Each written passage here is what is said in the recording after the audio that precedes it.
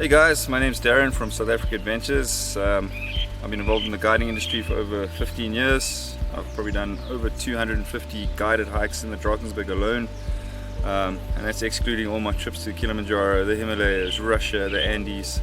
So I've been put in all kinds of conditions and all kinds of weather conditions in the Berg, all over the world. And yeah, I've been through that learning curve, and I want to just take you through how I pack for a Drakensberg trip. A 3-day, 2-night Drakensberg trip. I'm going to take you through what equipment I take, how many of each piece of equipment you need, and ultimately how you pack for the Drakensberg. So yeah, hopefully you can learn something and stay tuned, have fun.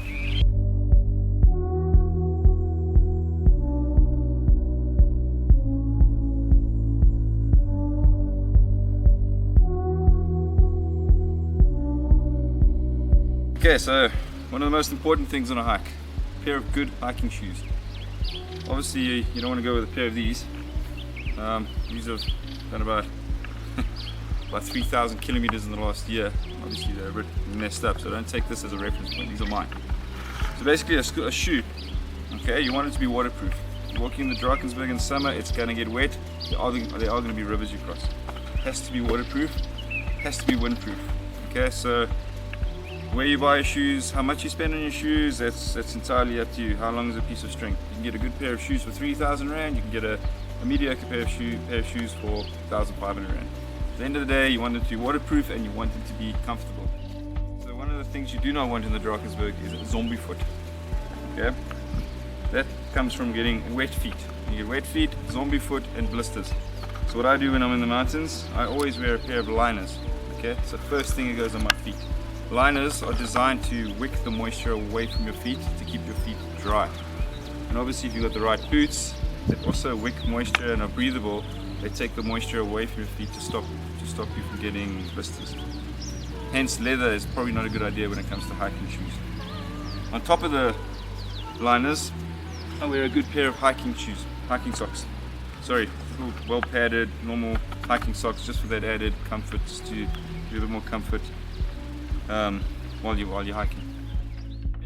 This is a 3-day Drakensberg hike. So here's a lesson in maths.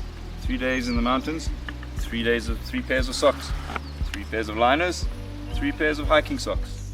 Okay, so hiking naked in the Drakensberg is sort of frowned upon in South Africa, so you're going to need a good pair of hiking pants. When it comes to hiking pants, cotton is a no-no. Okay, you need a nice pair of thin, quick dry material hiking pants. Again, there's a lot of ranges in the shops, ranging from 1,000 Rand to like 300 Rand. At the end of the day, as long as they're sort of quick dry, that's what counts. You don't want to get wet. Getting wet in the Drakensberg is not cool.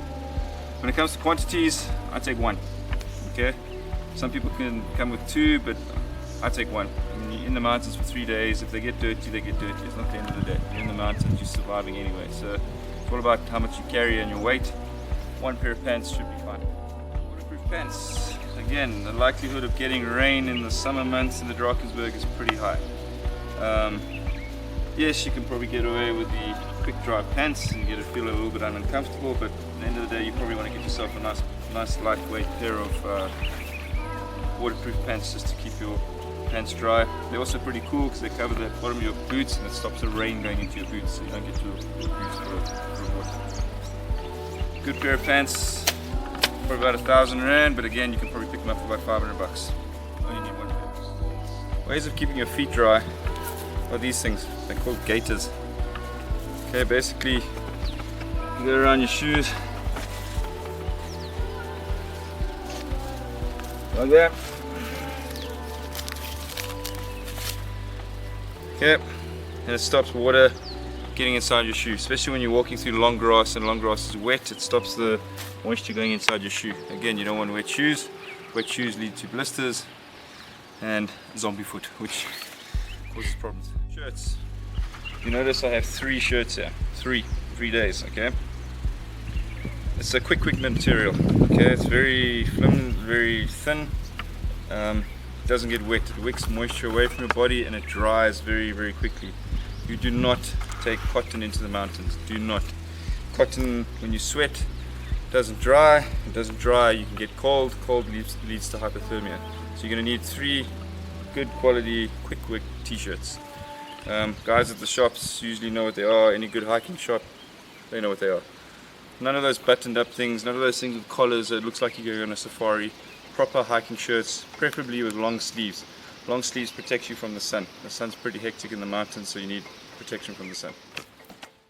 Yes, walking in the day in the Drakensberg in the summer can be hot, but all kinds of conditions can be found in the Drakensberg. They're mountains, anything can happen.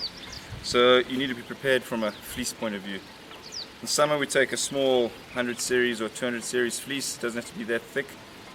Just something that'll keep you warm, especially in the evenings.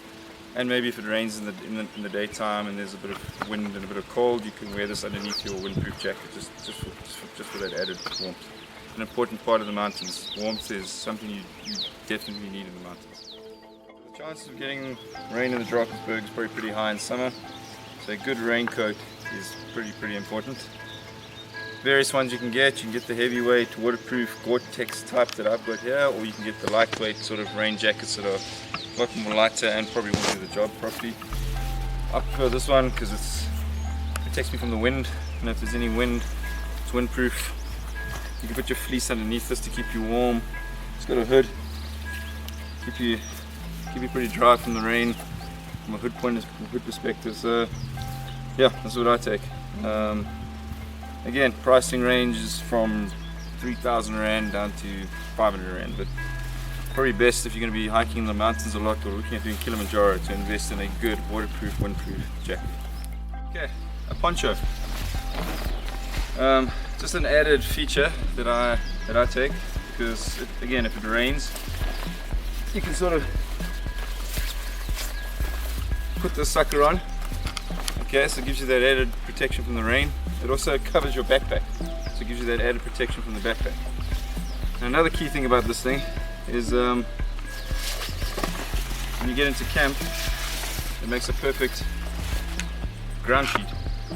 Especially when we're sleeping in caves, sometimes we make use of caves. It's perfect for keeping the dust and sand and all that kind of stuff off your sleeping bag. It's a dual purpose. You need one.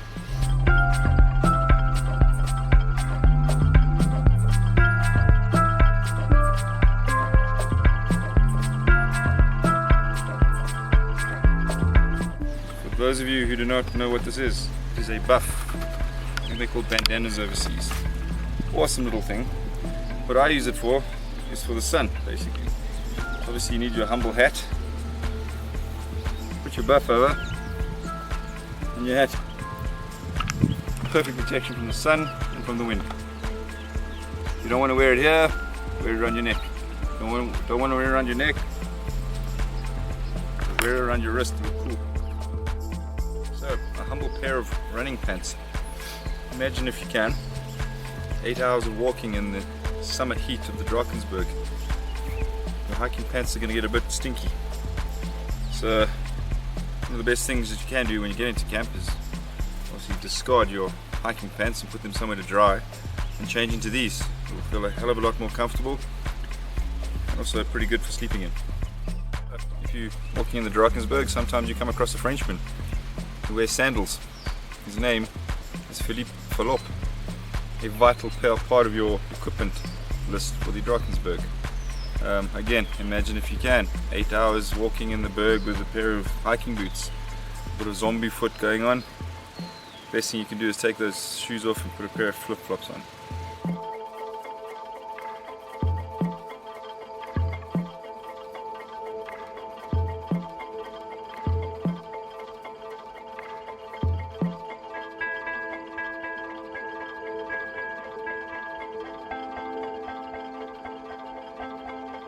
One of the biggest causes of dry skin in the world, a towel. So obviously you get into camp, it's beautiful weather, you're going to go jump in a waterfall somewhere and have a little bit of a bath to freshen up. So you get yourself a little quick dry towel. Very lightweight, perfect for obviously drying yourself, and you feel like $1,000,000 afterwards. Headlight. It doesn't have to be fancy, you can get them from 200 Rand up to 1,000 Rand, but anything basic will do. Obviously you need it when you get into camp, because campsites are pretty dark. You're going to be in your tent the whole time. You're going to need something to get around. And also things happen in the Drakensberg. Sometimes conditions go funny and we get into camp late. So you're going to need your headlight to walk in the night time. So a definite item needed for your list. Talk, water bottles. We get our water from the streams in the Drakensberg. Okay, so again, we don't know where they are. Sometimes they're there, sometimes they're not there, depending on the rainfall.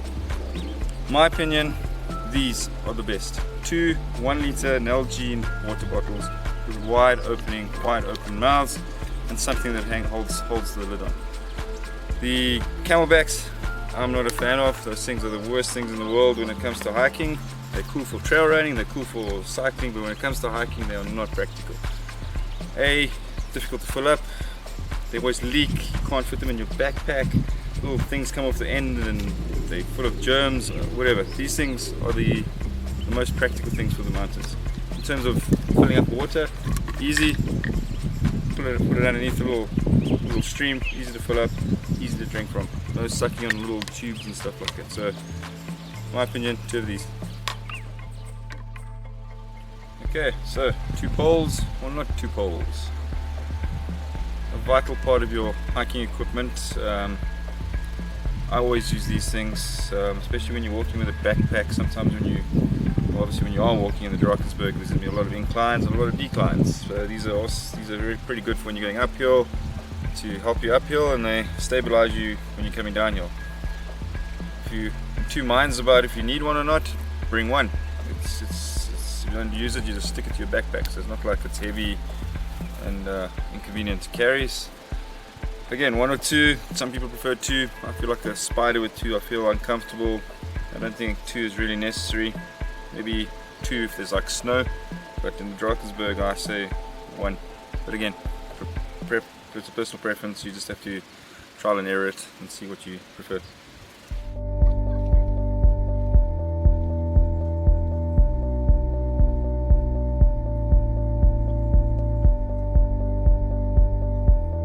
Eating, quite a vital thing to do in the Drakensberg, seeing as you'll be burning 3,000 calories a day. If you do not rock up in the evening with one of these, a bowl, a cup and a spoon, we ain't going to give you dinner. So it might be a good thing to come up with, unless you're willing to eat with your hands. Again, lightweight, very lightweight, very versatile, can handle anything. If you don't have them, let us know, we provide them. The most important part of your equipment in the Drakensberg. Surviving in the mountains is all about shelter, keeping warm, keeping dry. You're going to need a sleeping bag.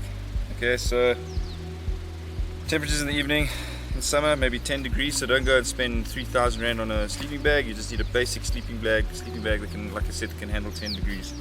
You don't need extreme. Obviously, if cold is an issue for you, then maybe go for a little bit warmer. But again, probably spend, I don't know, 500-600 Rand on the sleeping bag for summer conditions in the Drakensberg. Sleeping mat. We provide these on our tours. Basic yoga sleeping mat. Very functional, okay? Stops the cold coming up from underneath, so you don't get cold, but not the most comfortable items on our list of equipment. So yes, we provide them. If you don't like them, go out and buy an inflatable mattress. Pretty expensive, for about 1,000 Rand, but yes, that will add comfort to your trip. Forget this thing, you're sleeping on the rocks. So yoga mat or your own sleeping mat, an important part of your equipment list. Okay, so this, for those of you who don't know, is a sleeping bag liner. Okay, so there's various uses for this. 9 times out of 10, people aren't going to spend money on sleeping bags, so they're going to hire a sleeping bag. So this is perfect for when you're hiring a sleeping bag. Sleeping bags are usually made out of down, they're difficult to wash, so 9 times out of 10 they're not going to be washed after the previous person has used it. So this is a perfect little device from a hygienic point of view. You just slide it inside the sleeping bag and you sleep inside of this thing. It also adds about 2-3 degrees of warmth, so if you do get cold, it helps with the warmth. You can buy expensive ones for 1,000 Rand, or you can go and make yourself a lightweight, thin sleeping liner from material if you've got the time. But yeah, something pretty important as well, especially if you're hiring a sleeping bag.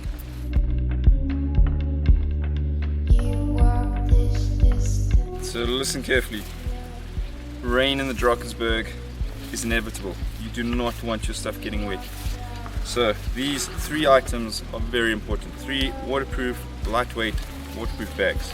Okay, 1 for your sleeping bag. You stuff your sleeping bag in it, you close it, you seal it. 1 for your clothes, which is also good for compartmentalizing. You put all your clothes inside here, you seal it, you close it. Put it on one side, and 1 for your sleeping mat. Because obviously your sleeping mat's going to be on the outside of your backpack. You want your sleeping mat also to be dry and protected from the rain. 3 waterproof bags, very important. So, how do we carry all of this stuff in the Drakensberg? I'll tell you how. A backpack. And I'm not talking about a 35-litre day pack either, because there's no way you're going to fit a sleeping bag, your clothing, your food, your snacks, your water in a 35-litre day pack. You need one of these. Okay, a 65 to 75-litre backpack is sufficient for a 3-day hike.